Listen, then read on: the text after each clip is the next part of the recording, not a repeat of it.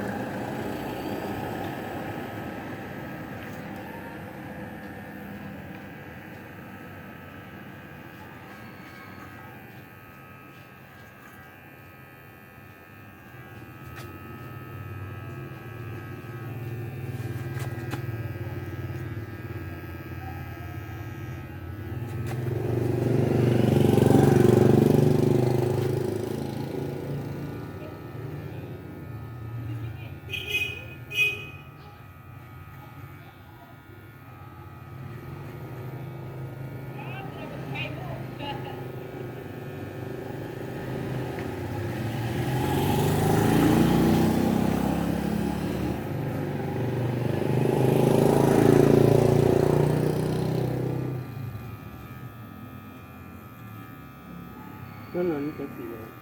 จะปีกว่าชีวิตมันไม่ทำอย่างไรเนาะมันเข้าก้อนนี่คือกับข้าวหอมกับความจริงบ่ฮอดคือแล้วอันนี้อันเขาขึ้นม.1 ม.2เรียนไปเรียนนำแม่นาแล้วก็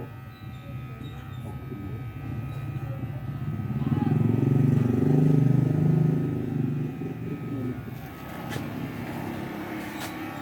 6 ปีป.1แน่7 ปีป.2แน่8 ปีป.3แน่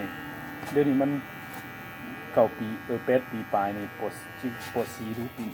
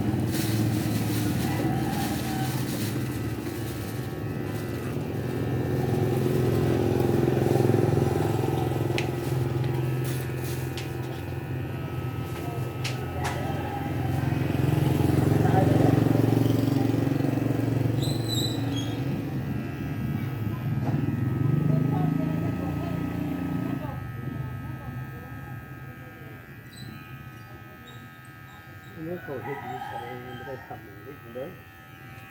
เนี่ย นี่เขาเห็นดีใส่ไม่ได้ นิดหน่อยบริษัทยัง นี่สำคัญทรงนี่ อดัมอยู่เนี่ย ก็ดำก็ดำอย่างนี้เขาดู อยู่แค่นิดหน่อยนั่นแหละแล้วคนทรงแบบทุ่งอรุณนี่แน่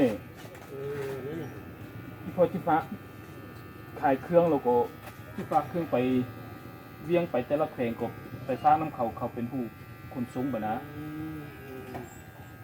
ตัวอย่างว่าเขาที่ซื้ออย่างอยู่เวียงเขาก็ซากมาแน่เดี๋ยวนี้เขาบ่ฟังน้ำยนต์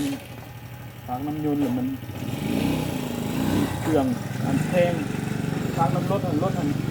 แรงทุกมือนะก็ได้ไวกว่าเขาไฟฟ้าน้ำรถให้ได้พุ่งมารุ่นแหละบริษัท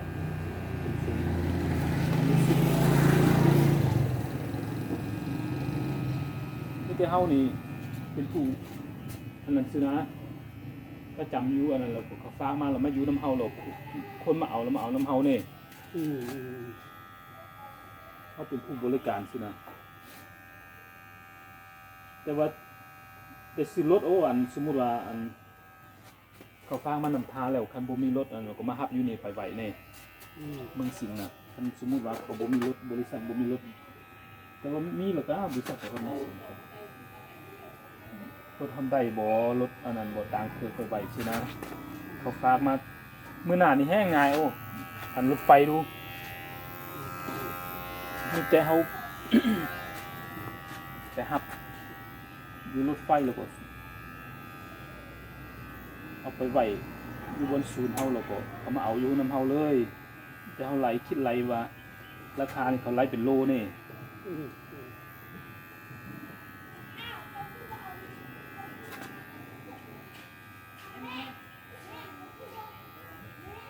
ผู้ใดที่ฝากไปใส่ก็ได้หมดทุกแขวงทุกเมืองนี่มีสาขาหมดเดี๋ยวนี้เขาขายทางออนไลน์นั่นนี่โอ้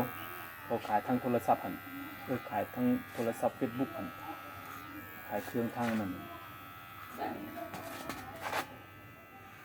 บ่มีหน้าห้างเจ้าจื้อน่ะก็โอนมาทางทุกบัญชีเลยไปฝากทางอันนี้เลย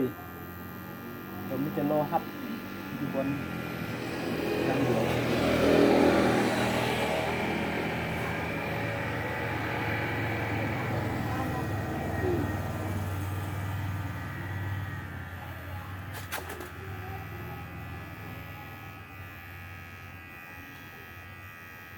คันซื้อรถก็มีแต่ซื้อจากมาตั้งเครื่องจักรแขวงไปไว้อยู่เมืองเท่านั้นครับ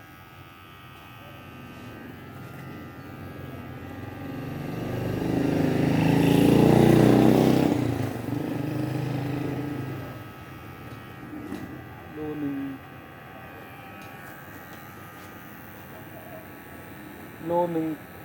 เท่าไหร่นะคือว่าขั้นต่ำสุดนี่12,000กิโลนะแต่ว่า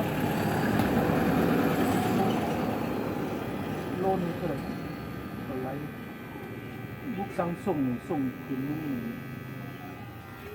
ดาวโลนี่12,000